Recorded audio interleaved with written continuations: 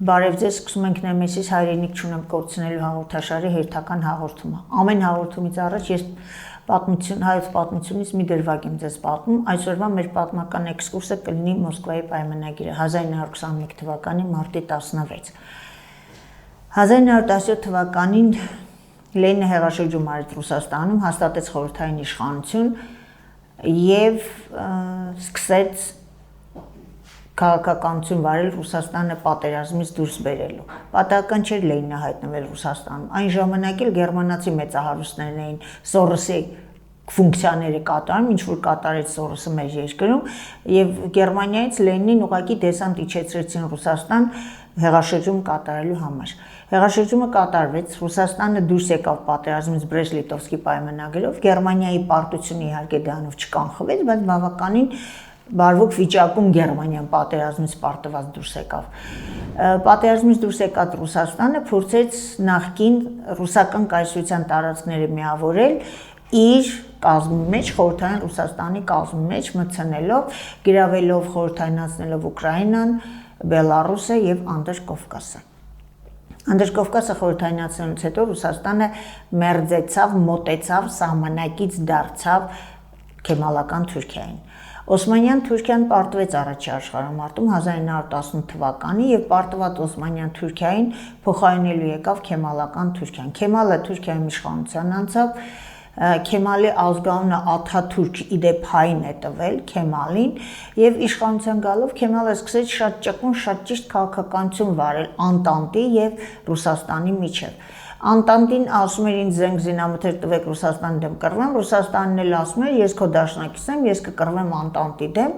եւ արդյունքում մոխիրների միջից, բառից բուն իմաստով մոխիրների միջից Քեմալը վերհանեց Թուրքիան եւ դա հույս է նշնչում մեզ, որ այսօրվա Հայաստանը, որի մեջ մենք այսօր հայտնվել ենք, ունի ելք, կունենանք մենք մեր թունելի վերջում լույս եւ դուրս կգանք այս անելանելի թվացող, այս պարտված, այս խայտառակ կապիտուլացված վիճակից։ Ինչևէ, 1921 թվականին սկսվեցին բանակցությունները փետրվարին։ Բանակցությունները պիտի լինեին քառակողմ՝ ռուս, թուրքական, ադրբեջանական եւ հայկական։ Բայց բանակցությունները անմիջապես սկսվելուց հետո բանակցությունները ընթացան երկկողմ՝ ռուս, թուրքական, քեմալական Թուրքիա եւ խորհրդային Ռուսաստան։ Բոլշևիկա քեմալական այս համագործակցությունը նորից եմ կրկնում, ուղղված էր Անտանտի դեմ, իսկ մեջտեղը ընկած էր Հայաստանը, որը մեր աշխարհագրական դիրքի պատճառով եւ մեզ համար դրական նշանակություն է ունեցել եւ բացասական։ Մոսկվայի պայմանագիրը կնքվեց հետեւյալ պայմաններով։ Բոլշևիկյան Ռուսաստանը ճանաչում էր Քեմալական Թուրքիայի կողմից ընդունված ազգային ուխտը։ Ինչ է նշանակում ազգային ուխտ։ Արևմտյան Հայաստանի 7 վիլայեթները Կիլիկիան ամբողջությամբ համարվում է թուրքական տարածք։ Երկրորդ կետով որոշվեց, որ խորհրդային Ռուսաստանի եւ Քեմալական Թուրքիայի միջև սահմանը պիտի անցնի Ախուրյան եւ Արաքս գետերով։ Այսինքն դա հայկական սահման էր, բայց Ռուսաստանը իրավունք վերապահեց իրեն այդ սահմանագծումը անել Քեմալական Թուրքիայի հետ։ Ախուրյան Արաքս գետերով սահմանազատումը կատարվեց Թուրքիային թողնելով Կարսը, Թուրքիային թողնելով Սուրմալուն եւ մեր բիբլիական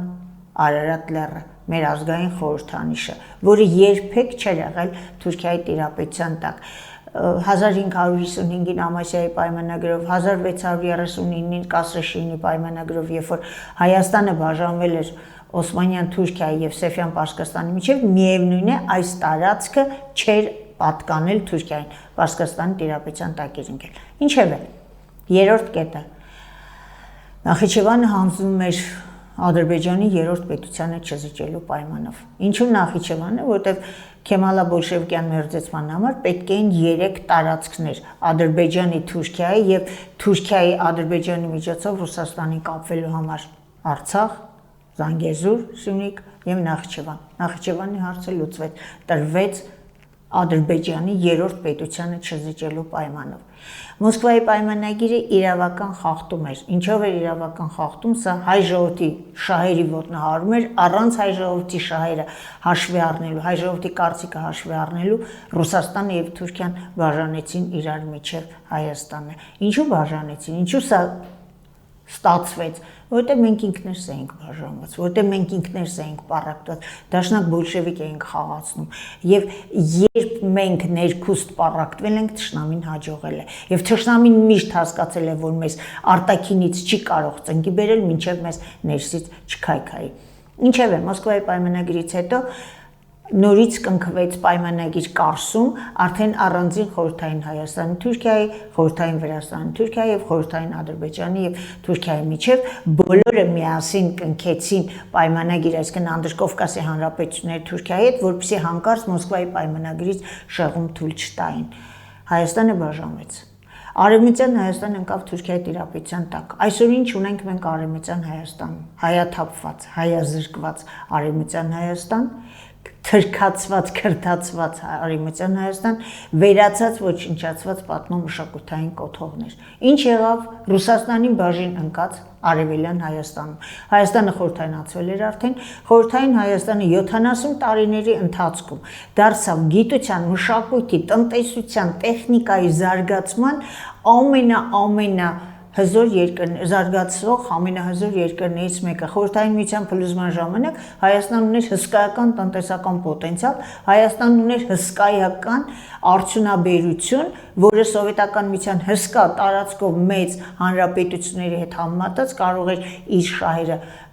արտահայտել, իր շահերը թելադրել որպես կայացած պետություն։ Եվ այս խորհրդային Հայաստանը, որը ընկել է Ռուսաստանի տիրապետության տակ, կարողացավ զարգացման այն մակարդակն ապահովել, որը մեզ հետագայում հնարավորություն տվեց անկախանալ եւ Արցախյան պատերազմում հաղթել։ Արցախյան առաջին պատերազմում հաղթեց խորհրդային Հայաստանում զարգացած տնտեսությունը, Արցախյան առաջին պատերազմում հաղթեց խորհրդային Հայաստանում կրթված սերունդը։ Հիմա երբ որ մարդիկ փորձում են արևմտամետ, Ամերիկա, Ֆրանսիա եւ այլն, ժողովուրդ ջան, արևմուտքը Թուրքիայով է գալիս։ Ամերիկան շատ լավն էր, թող մեզ օգներ ժամանակին։ Ես մյուս հաղորդման ժամանակ կպատմեմ ձեզ Սևրի պայմանագրի մասին, թող Ամերիկան օգներ։ Իսկ այսօր հակառուսական կողմնորոշման բոլոր ջատագովներին ուզում եմ սովորեցնել մի բան, խորհուրդ տալ մի բան, պատմություն սովորեք։ Շնորհակալություն, սիրով ներկայացնեմ իմ հյուրին, Հայաստանի Հանրապետության մտահոգ սրտացավ քաղաքացի, արժանապատիվ քաղաքացի, կին Զարուհի Հակոբյան, շնորհակալություն, որ եկաք, որ ինձ հրավիրեցիք։ Շնորհակալություն, որ ձեր հաճելի ներկայությամբ լսում եք մեր տաղավարը։ Ուզում ենք խոսել մեր մտահոգ խնդիրների մասին։ Շատ խնդիրներ ունենք, բայց ամենամեծ, ամենաշատը, որ մեզ բերեց հասցրեց այս վիճակին, մեր անհայրենիք վիճակն է։ Ինչու, ինչպես դարձանք այսքան անհայրենիք։ Գիտեք, ես այդպես չեմ մտածում, որ մենք անհայրենիք ենք։ Ուրիշ հարց է, թե պետական մոտեցում ունենք, թե չունենք։ Պետականամետ ենք, թե չէ։ Պետականամետ ենք, թե չէ։ Ուրիշ հարց է, մենք հասկանում ենք ինչ է պետություն, թե ոչ։ Դարերով զրկված լինելով պետականություն ունենալուց, մենք դա չենք էլ կարգին պատկերացրել։ Իսկ երբ որ հնարավորություն եղավ արդեն ունենալ պետություն, մեզ էլի չներկայացրեցին, թե դա ինչ է, մեզ չսարքեցին քաղաքացի։ Մենք չդարձանք քաղաքացի, որպեսզի անհանգստանանք, որ պետությունը այն հայրենիքն է, որ դու մնում ես ու ապրում ես, ու հայրենիքը, եթե իրեն պետական ձևով չպահեցին, ինքը դադարում է լինել։ Մենք ուղղակի անընդհատ զբաղված ենք եղել այս հողակտորի վրա, մեզ կարողանանք պահենք, այս հողակտորը մի ձև պահենք, որ գոնե մի ասենց սթափվենք ու ապրենք։ Ու դրա համար, երբ որ մենք չդարձանք, այդ պետության խնդիրն էր, որ մեզ քաղաքացի չսարքեց։ Պետականություն կրելը դա դժվար գործ է, ճիշտ եք ասում, մենք դարեր շարունակ չենք ունեցել պետականություն եւ երրորդ հանրապետությունը մեզ ինչ որտեղ սկուտեղի վրա մատուցվեց, որտեղ ԽՍՀՄ փլուզվեց եւ մենք կարողացանք այդ պայմաններում ստեղծել պետականություն, բայց դրա համար նաեւ կար շատ օբյեկտիվ արտաքին պատճառ, արտաքին պայմաններ կային Թուրքիայի եւ Ադրբեջանի հարևանությամբ, մենք անկախացանք, ստեղծեցինք Արցախի անկախ հանրապետությունը, Լեռնային Ղարաբաղի հանրապետությունը եւ այդ ֆոնի վրա մեր ճշնամիները մեզ չէին թողնի հանգիստ ապրել։ Ինչու մեր գենը չարտնացավ, մեր ինքնապաշտպանության գենը չարտնացավ այդ պայմաններում ու չկարողացանք մենք իսկապես պետականամետ քաղաքականություն վարել, սերունդ դաստիարակել։ Մենք ասում ենք, չէ, պատերազմի ժամանակ մեր պարտության պատճառներից մեկը նաեւ մեր կրթության ցածր վիճակն էր։ Հիմա ես մանկավարժ եմ, ես նայում եմ ու ափսոսում եմ, սարսափում եմ, ասում եմ, լավ, այդքան մնացորդ նվիրով աշխատել եմ, բայց գուցե էլի ինչ որ բան կար, որ պիտի անեի, չարեցի, դաստիարակության հարցեր, թե պետական քաղաքականության հարցեր, թե ընտանիքի դերներ, որ չկարողացավ, որ մեկն էր, թե բոլոր օղակները միասին։ Նայեք, գենետիկ առումով մենք նույն գենետիկայով գալիս ենք, իսկ ասեցի պետությունը ինչի չունեցանք, որովհետև այսինքն հասկացողությունը ինչու չամրացավ մեզ, պիտի դաստիարակվեր։ Պիտի դա դաստիարակվեր ու կրթության միջոցով հասկանում եք, մենք ոչ թե արժեքը չհասկացանք, մեզ լավ չմատուցեցին։ Մեզ ուզում եմ ասել այսօր գումարած են ցածր շերտը, որ այսօր դասկի չի էլ գիտակցում եւ մենք ստիպված թացը չորի հետ խառնելով ասում ենք մենք չհասկացանք։ Ու հիմա եթե դա Աստված եւ ես համոզված եմ, որ կտա Աստված անպայման մենք չենք կորցնի պետություն, մենք էլի մեր հայլիները, մեր գենետիկան չենք կորցնելու, ինքը անընդհատ դոմինանտ է, ինքը անընդհատ գալիս է եւ մենք անընդհատ այն վերջին ինչ որ բանով հասկանում եք անընդհատ մեզ խանգարել են, մեզ չհասկանում, մենք չենք հասկանում ինչի են խանգարել, բայց դա ունի իր դրդապատճառները, որ հետ ես գնում, տեսնում ես ովքեր են աշխատել, ինչի համար են խանգարել եւ այլն, 30 տարի, բացի 30, դրանից առաջ է, բացի 30 տարին հայերին չի ներվում։ Պիտի հասկանանք ինչու հայերին չի ներվում։ Երբ որ հենց ուզում ենք ասենք մեզ չի ներվում, որովհետև մենք երևի այն ազգն ենք, որ մեզ իսկույն ասում են, ահա հպարտացար։ Հենց ասում ես, էս իմն է, սա իմն է, ես այսպեսին եմ եղել, ես այսպեսի արժեք, իսկույն գցում են, այսպեսի թես թե հայերը իրանք սիրում են հպարտանալ։ Հայը հպարտանում է, որովհետև ինքը ունի հպարտանալու իրավունք, որովհետև ինքը այսօր Աստծո պատվիրան կրողն է։ Եվ ես դա չեմ ասում հենց այնպես, իր գենետիկայի մեջ դա դրվել է, պատահական չի, որ մենք քրիստոնեությունը գերադասեցինք մահմեդականությունից։ Հա, այդ հեթանոսությունն էլ բերված կրոն է, այդ ժամանակ որ մենք հեթանոս ենք եղել, էլի քրիստոնյա ենք եղել, այսինքն քրիստոնյա ես ուզում եմ ասել, էլի այն աստվածավախն ենք եղել, էլի այն բարոյականն ենք եղել։ Մեր բարոյական նկարագիրը չի, չէ, մեզ պարզապես փորձեցին ներարկել ու անընդհատ նստած են եղել, այսա մենք պիտի հասկանանք, սա մեր սերունդներին պիտի բացատրեն ինչու մեր վրա եւ ինչու մենք պիտի ատամներով պահենք այսօր մեր պետականությունը, հայրենիքը իրենք զատում են պետականությունից այդ մարդիկ, իրանց թվում է, որ այսօր Սյունիքն ասեց իմը չի, ես իր այդ ղռերում, որ ինքն ապրեց, այդքանով ինքը սահմանափակվեց, վերջանալու է։ Հասկանում եք, իր համար հայրենիքը այդ իր բակն է, ես չեմ էլ մեղադրում, ինքը նախ մեղադրում է, որ ինքը չի ուզեցել իմանա, օրինակ ես ուզեցել եմ, ինքը չի ուզեցել, դա իր անդրությունն է եղել, իր ընտանիքի ընտրությունն է եղել, հասկանում եք, այնպես չէր, որ Սովետը բոլորին հավասար կրթություն էր տալիս, բոլորս էլ կարդում էինք, բոլորս էլ մեր պատմություններ ուսումնասիրում էինք պարտադիր, չէ՞, իհարկե, եւ բայց պարտադիր այստեղ մի քիչ ոչ պարտադիր, որտեվ ես պատմություն եմ դասավանդում դպրոցում եւ ցավալի է, երբ որ գալիս են ուսանողներս հիմա քոլեջ են գալի, ասում են դե մենք դպրոցում պատմություն չենք սովորել։ Ոնց կարելի է այդ ազգային գիտակցություն կրող առարկան դպրոցում չդասավանդել նորմալ մակարդակով։ Հիմա ես ունեմ պատանի տղայիկ, որը սովորում է դպրոցում եւ հենց ամենասկզբից էլ ես իր մեջ դրել եմ, անկախ նրանից թե դու ինչ կդառնաս, ինքը ավելի ուղղվածությունը ֆիզիկա, մաթեմատիկա, դու պարտավոր ես սովորել քո հայոց լեզու, պարտավոր ես պատմությունդ իմանալ, ինչպես քո կենսագրությունը։ Այո, եւ երբ որ ես գնացի պատմության ուսուցչի հետ զրուցեցի, ասի գիտեք, ասի ինձ համար շատ կարեւոր է առարկան, ասեցի ինքը ինչ է դառնալու, ինչու։ Ասեցի հեչ կապ չունի ինքը ինչա դառնալու։ Եվ հետո երբ որ ես պատմություն ենք անցնում, ասում եմ ամարի իրար հետ կարդանք, ուրեմն ես կարդում եմ ու անպայման զուգահեռականներով, անպայման բացատրում եմ, դու պատկերացնում ես sense եղավ, հիմա նայի, ասում եմ, նայի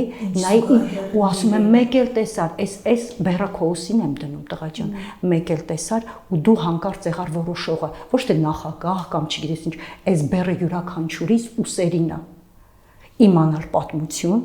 հարգել ինքդ քեզ, իսկ մենք հարգվելու շատ մեծ տեղ ունենք։ Մենք այդ բացառիկ ազգերից մեկն ենք, ես կարող եմ ասել, առանց հպարտանալու։ Մեր ազգային արժեքները, արժեհամակարգ հիմնականում հիմնված է եկեղեցի, ընտանիք, կրթություն։ Ես դուք խոսում եք, հիշեցի ֆիլմը Արշակ Զաքարյանի, որտեղ դուք ձեր զավակին պատերազմ եք ճանապարհում,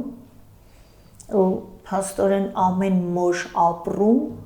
բոլոր մայրերի ապրումը խտացված էր այդ ճանապարհելու մեջ, թե բոլոր մայրերի ապրումները չէր։ Երբ որ մտածում եմ, ասում են, ինչի պիտի իմ զավակը Արցախում ծառայի, ծնողն է ասում, կամ ինչի պիտի իմ զավակը Սյունիքում ծառայի, բա որտեղ ծառայի, Երևանի կենտրոնում։ Նայեք, Արցախյան ազատամարտին առաջին ռազմաճակատ մեկնեցին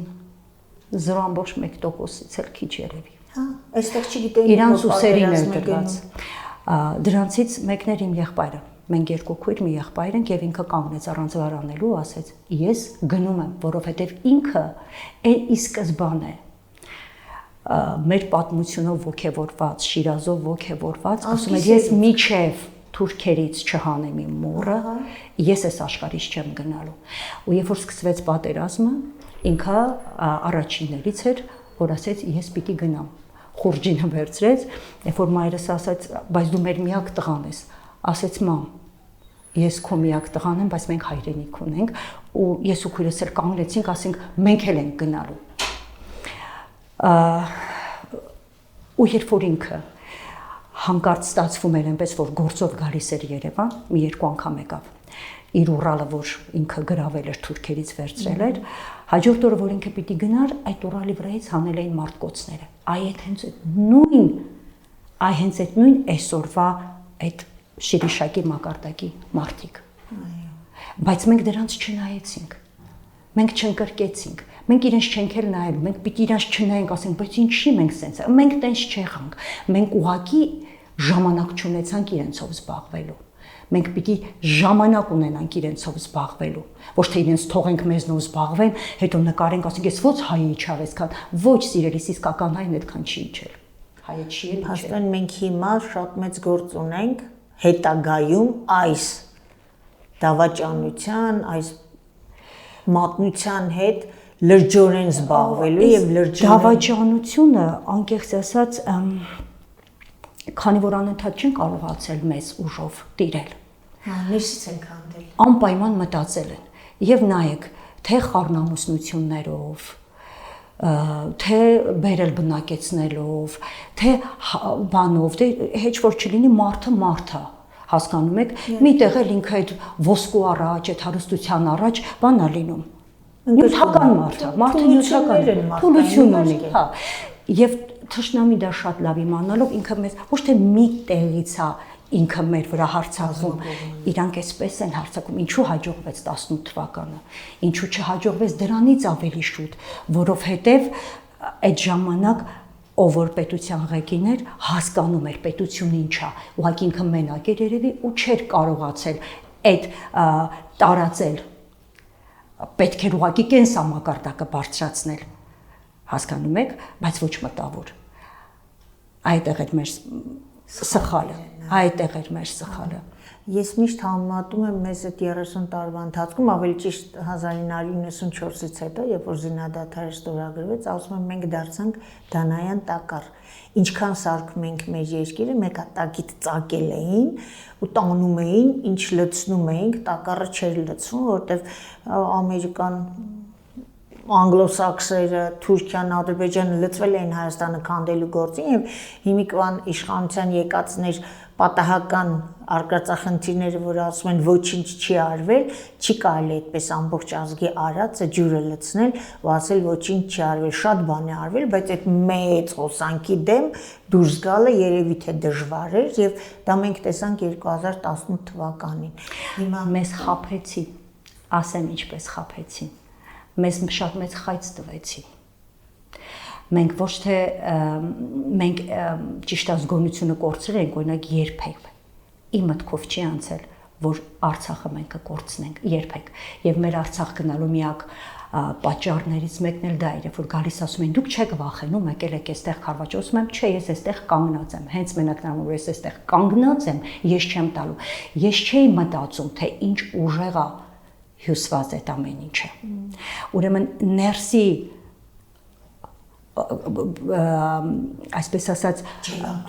չէ, ներսից քաղաքացի, այսինքն հայ ձևացողը մեզ խաբեց, ներսից հայ ձևացողը մեզ խաբեց, մենք այդտեղ խաբնվեցինք, թե չէ միևնույնն է, էլի այդ 10%-ի ուսերին, էլի այդ 10%-ն է միշտ հասկանում, միշտ ոտքի կանգնում ու միշտ տանում։ Ու անընդհատ մեզ չեն թողնում գլուխ բարձրացնենք, անընդհատ սենց հարցակվում են, սենց բռնում են ու դարեր շարունակ, դա ոչ հիմիկվա բան է, ոչ էլ դարեր շարունակ մենք գիտենք ինչպես որտեղ աշխարհաքաղաքական այնպեսի դիրքում ենք ապրում, որ կամ մենք պիտի լինենք, կամ ինչ որ մեկի տիրապետության տակ պիտի լինենք։ Եթե երկու ուժեր համախմբվում են, բնականաբար մեր այդ հանդուրժողականությունը, այսինքն հանդուրժողականությունը մեր այդ մարդկային տիպը օգտագործում են մեզ խեղճացնելու համար։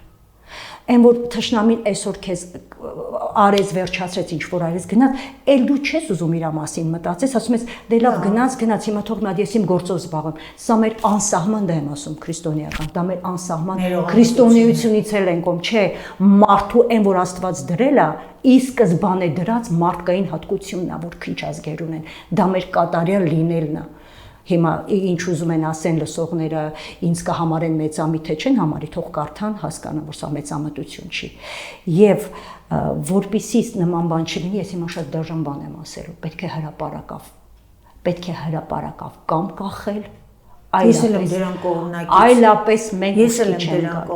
Ասում են թող բանտում, տարապի, ոչ, բանտում միջև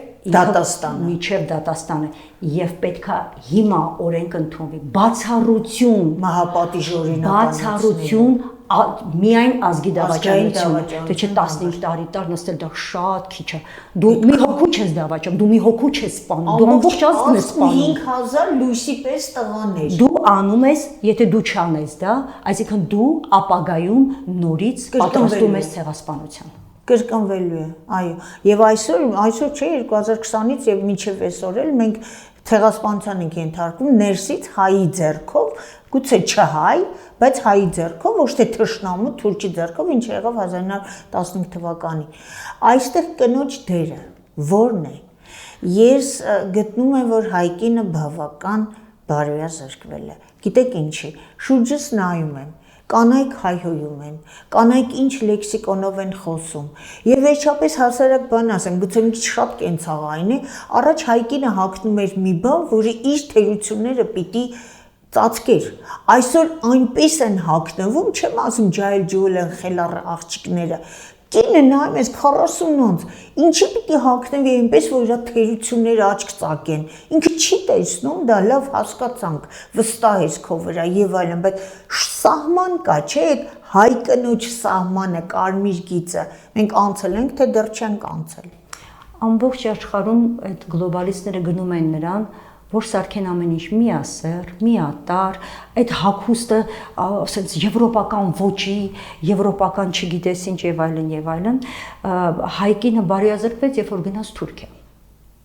առևտուր անելու, երբ որ ամուսինը աչք փակեց հաստատ իմանալով։ Ես հիմա ներողություն չեմ խնդրում Թուրքիա գնացած կանանցից եւ չեմ էլ բացառում, որ նրանք ոչ միայն առևտուր են արել, այլ նաև որովհետև կան հստակ բաներ, որ դու չես կարող այնտեղից սիրուն քո սենց ճամպրուկները լցնես, վերադառնաս։ Այ երբ բարոյազրկվեց, երբ որ իր կողքը չունեցավ տղամարդ, հասկանում եք։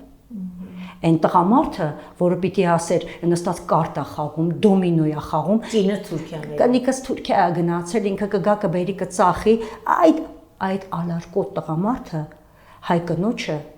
սարքեց այդպիսին, բայց ոչ բոլոր հայ կանայք։ Նրանք, որոնք ունեն բարոյական գիտակցություն, նրանք, որոնք հասկանում են, որ ճիշտ է ամեն ինչ պետք է անես երեխայիդ համար, բայց ոչ այդ գնով։ Ոչ այդ գնով։ Ոչ այդ գնով։ Գինը շատ թանկ է եւ այսօր երբ որ խոսում են որ Հայաստանում լիքը թուրքեր կան, Հա, որովհետեւ չի բացառվում, որ այդ մեր հայկանայինք որ գնացել են հետները բերել են էլ։ բերել են այդ ժառանգներին եւ չգիտեմ, արդեն ձեր լավատեսությունը ինձ ճիշտ է վարակում է, բայց հետաքրքիր բան է ամեն անգամ երբ որ հարցազրույց եմ կանչում իմ հյուրերին մարդիկ ովքեր իսկապես մտահոգ են, իսկապես սրտացավ են, իսկապես իրենց լուման ունեն, անգամ իրենց խոսքով, իրենց կերպարով, մարդը ոչինչ չի ասում, չէ, բայց ինքը ապրում է այնպես, որ նայողը զգաստանում է, ձգվում է, ասում է, այ ինքը մեզ համար օրինակ է եւ սկսում են հետեւել այդ կնոջը, այդ տղամարդուն եւ իրենց համար իդեալ է ստեղծում։ Հիմա բոլոր սրբություններն այնքան են աղճատվել, որ այնքան են բոլոր դերական գծերը աղճատվել, որ դժվար է գտնել կողքից այսպես կայուն, հաստատակամ, իր ոտքերի վրա կանգնած մարդ, որը այսքան դժվարություններից հետո կարող է մնալ այսպես լավատես, այսպես ազգասեր, այսպես հայրենասեր, բայց ես այստեղ կասեմ գենը։ Գեն։ Ես այստեղ կասեմ գենը, ինքը իրենը անում է։ Ես հավատում եմ մեր ազգի ուժին։ Ես հավատում եմ, որ այս ազգը ապրելու, արարելու ամենաբարձր իրավունքն ունի։ Ես չեմ համարում, որ մենք այնքան ենք իջեր, որ հասել ենք սրան, այ ուրիշ բան է, որ այս ուժերը պատրաստեցին իջեցնել, որպեսզի շատ հեշտ լինի հասնել սրան։ Իսկ բարոյական կինը, որոնք դուք քիչ եք տեսնում այսօր, իրեն հարգող կինը, էլի քիչ չեն։ Իրենք էլի քիչ չեն։ Ուղղակի հիմա սրան սենց բերեցին, այն հազար ներողություն, այն բորոտների քարանձավը բացվեց, սրանց մցրել, լցրեցին։ Հիմա ինչպիսին ընտանիքի հայրն է, մայրն է, այնպիսին է իր երեխեքն։ Հիմա եթե սա այդ բորոտների ցեղապետն է, իր ամբողջ շայկայով հանդերձ, ում եք ուզում, որ ինքը ով կանգնի իր կողքին։ Դուք այսօր տեսել եք իր կողքին հասուն, կարքին հարց տվող, հետաքրքիր, ինչ որ իրան հարգող մեկը կանգնի։ Արժեք ունեցող, արժեք ունեցող մարդ։ Այսօր այդ յուղից եկածները, որոնք այսքանի տարիներին կրթություն չեն ստացել եւ դիտմամբ էլ հիմա իրանք որեկանից 3 տարի կրթության հերնանիցեցին, դիտմամբ, որպեսզի հետագայում նորից դու չուղղես քո մեջքը։ Այս էին անում իրենց հենարանը այդ հայոց լեզուն, հայ պատմություն, իրանք շատ լավ հասկանում, իրանք դեբիլ չեն։ Իրանք կարող է կատարողները դեբիլ են, բայց նրանց հրահանգ տվողները, բայց այդ հրահանգ տվողներն էլ չեն հասկանում, որ գենի հետ դու չես կարող կռվել։ Դու գենի հետ մրցույթի մի մտի։ Բայց իրենք շատ հզոր ծրագիր են կազմել։ Անկամ այդ ծրագիրը ոչ Վրաստանում, ոչ Ուկրաինայում այդպես չաշխատեց, ինչպես աշխատեց Հայաստանում։ Ես միշտ համեմատում եմ, կներեք, համեմատում եմ այս կապիտուլյանտին մյուսների հետ, եւ սա կատարելություն է։ Իր տեսակի մեջ որպես գործակալ կատարելություն է, չեք կարծում, որ դա այդպես է։ Օրինակ ոչ Վրաստանում Սաակաշվիլին, ոչ էլ Զելենսկին Ուկրաինայում այդպեսին չեն։ Նույն տարածքային կորուստներն իրենք ունեցան, նույն բարոյազրկումը հասարակության իրենց մոտ եղավ, բայց սա իր տեսակի մեջ ինձ թվում է սա վաշխառու է։ Հոգով վաշխառու է, ինքը բորոտ է։ Ես իրեն նկարագրել բացարձակ ցանկություն էլ չունեմ, իրեն պատահական չեն ընտրել, մարդ, որը չունի սրբություն։ Հա։ Եվ ահա որ վախենում է սեփական կաշվի համար։ Բաղկոտ։ Ու խոսել այդ ստահակի մասին, մի տեսակ, ես հասկանում եմ իր վերջը շատ շուտով մոտենում է, շատ շուտով, մենք չենք հանդուրժելու, այսինքն մենք արդեն չենք հանդուրժում, արդեն տատանվում, արդեն չենք հանդուրժում, պարզապես ինչու կտրուկ քայլեր չի լինում, ես երկար այսպես անալիզ եմ անում, հասկանում եմ, որ գուցե պատառիկ հույսը, որ պետությունը չխախվի, սա է։ Մեզ ասում են դու գնում եք ընտրությունների, այսինքն ես մեզ չէ, ես էլ մի ժամանակ շատ վատ էի տրամադրված, ասում եմ, եկեք նա սրա գլուխը ջարդենք, հենց այդպես է։ Հա, ուրիշ բան չի կարելի սրան ասել։ Ասում եմ, եկեք սրա գլուխը ջարդենք, նոր անենք, բայց հետո երկար մտածելուց ես հասկացա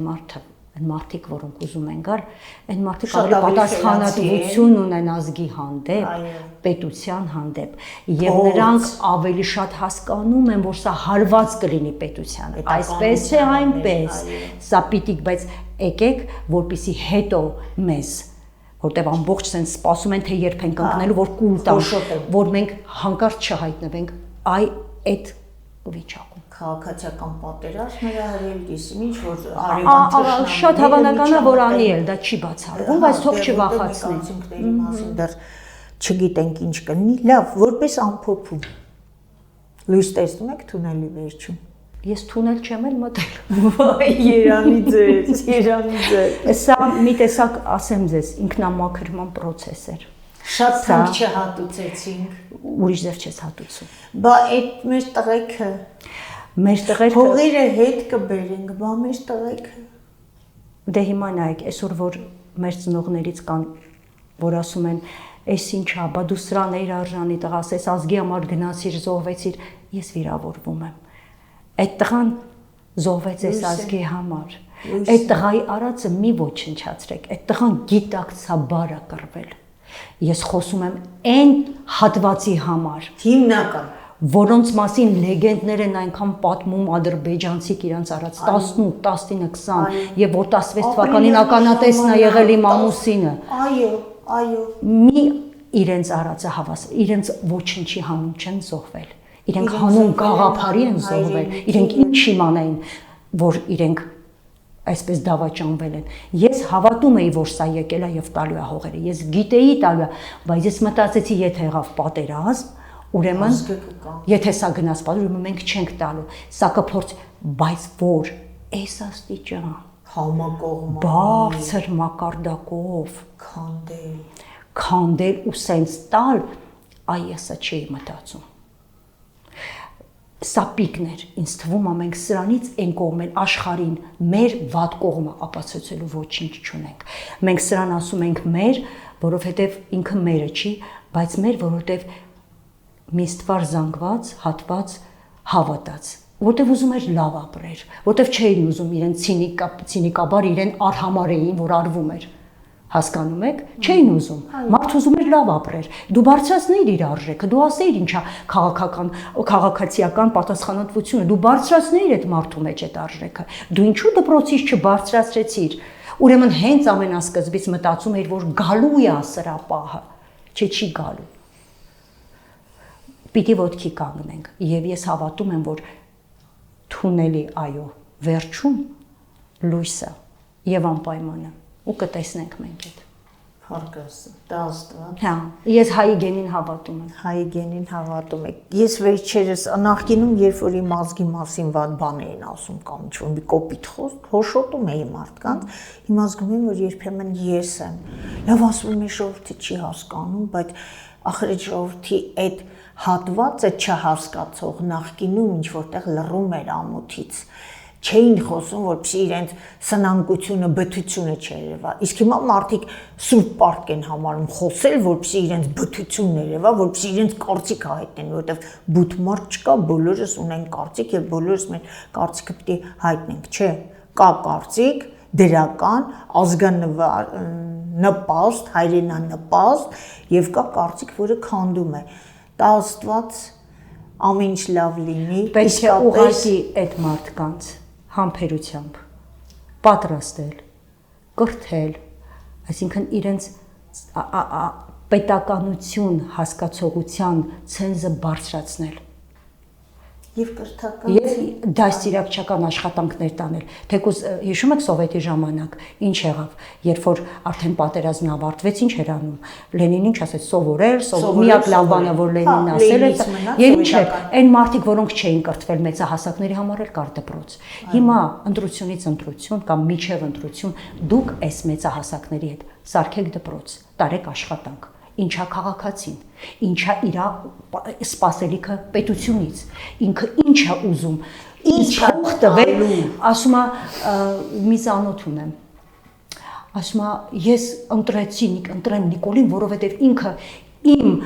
բաները զրոյացրեց, մեքենայի այդ պարտքերը զրոյացրեց, հա, հիմա ինքը կիրճ չի, որ դնես բացատրես, պիտի հենց հիմա չի հասկանալու։ Դու պիտի ասես, լսի, որպեսզի դու շարունակական կարողանաս լավ ապրես, նախ մի հատ որպես քաղաքացի քո տեղը այս պետության մեջ պատկերացրու։ Որտեղ ես։